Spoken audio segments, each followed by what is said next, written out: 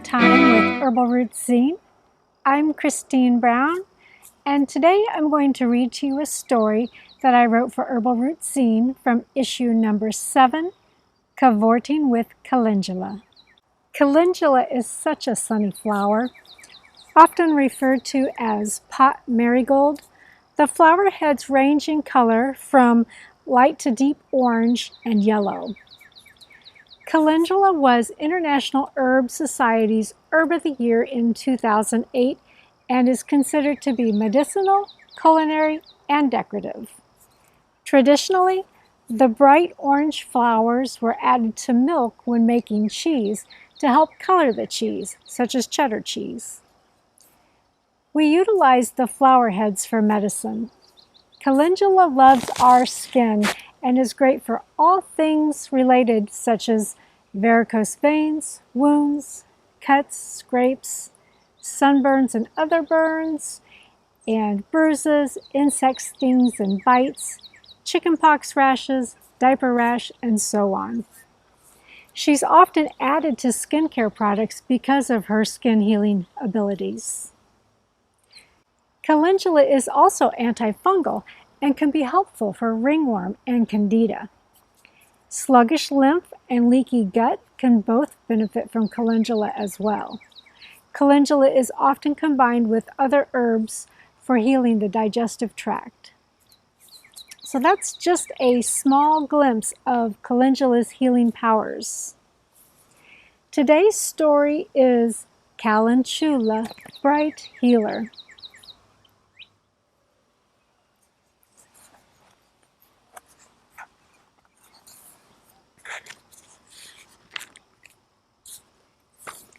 Once upon a time, in a tiny Mayan village located on the edge of the Caribbean Sea, there lived a little girl.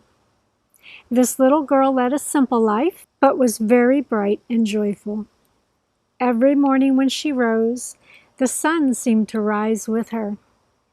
Every evening when she lay down to sleep, the sun set with her.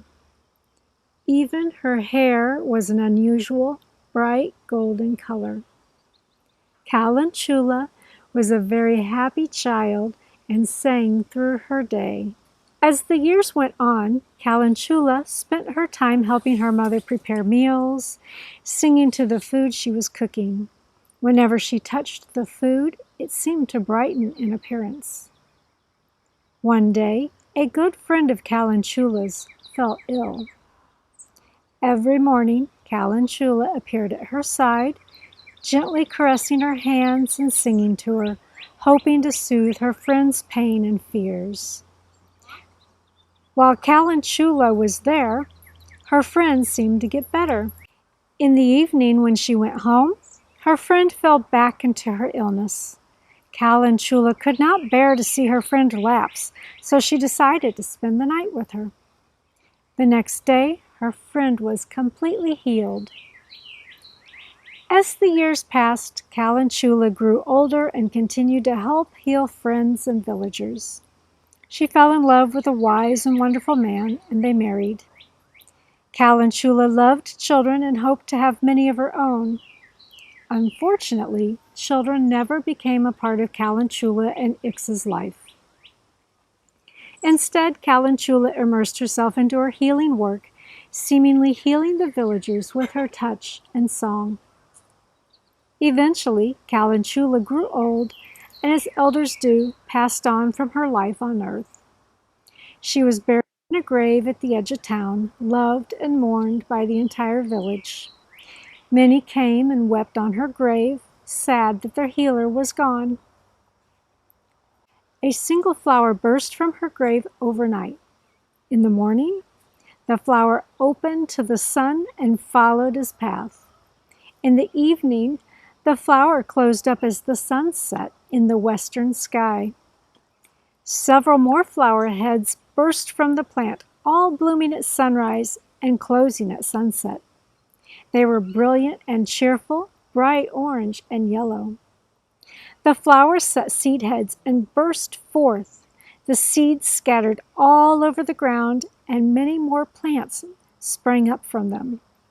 The villagers noticed the bursts of color coming from Calendula's grave and rushed to it to see what was the cause of all the color.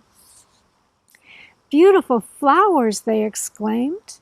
Indeed, the cheerful golden flowers reminded them of their beloved Calendula and her golden hair. One villager, who had cut his fingers a few days back, reached down and picked a flower.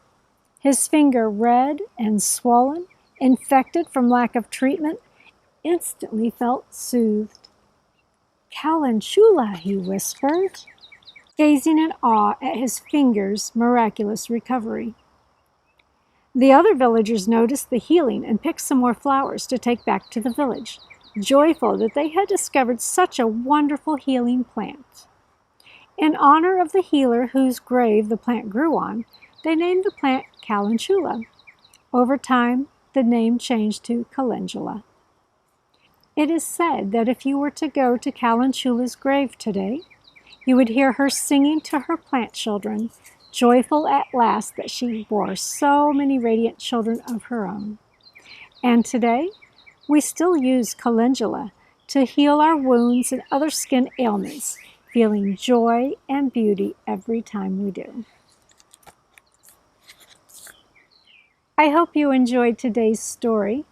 If you'd like to learn more about Calendula, you can find the Calendula ebook in my shop. I'll put a link in the description.